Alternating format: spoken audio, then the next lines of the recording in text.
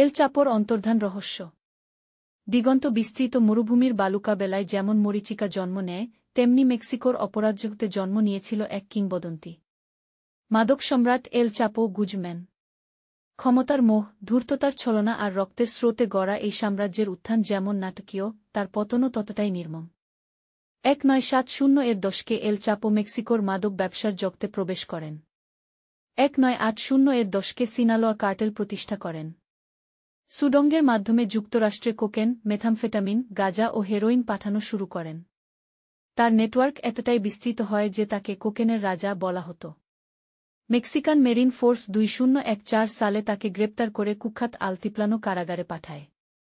এদিকে এল চাপোর বিশাল ড্রাগ সাম্রাজ্যের লোকজন তার মুক্তির এক আশ্চর্য পরিকল্পনা শুরু করে। কারাগারের ঠিক নিচে, তার সেলের বাথরুমের ফ্লোরের নিচে একটি গোপন সুড়ঙ্গ খোঁড়া হয়। 5 কিলোমিটার লম্বা এই সুড়ঙ্গটি ছিল মোটামুটি 5 ফুট উঁচু এবং 3 ফুট চওড়া। সুড়ঙ্গের ভেতরে ছিল পর্যাপ্ত আলো, অক্সিজেন, এমনকি একটি রেল লাইন।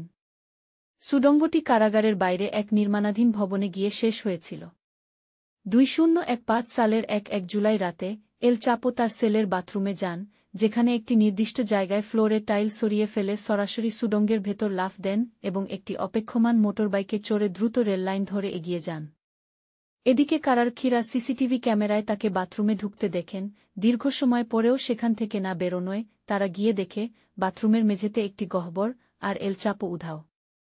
এই পালানো তার ধূর্ততা ও অর্থনৈতিক শক্তির একটি অবিশ্বাস্য প্রমাণ।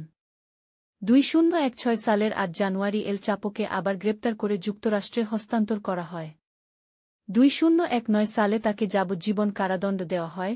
বর্তমানে তিনি যুক্তরাষ্ট্রের অ্যাডস ফ্লোরেন্স কারাগারে বন্দী। এল চাপোর জীবন অপরাধ জগতের একটি কিংবদন্তি হয়ে আছে। তিনি একদিকে দরিদ্রদের সাহায্য করার জন্য রবিন হুড ও ইমেজ গড়ে তুলেছিলেন, অন্যদিকে তার নির্মমতা ও হিংস্রতা তাকে ভয়ঙ্কর করে তুলেছিল।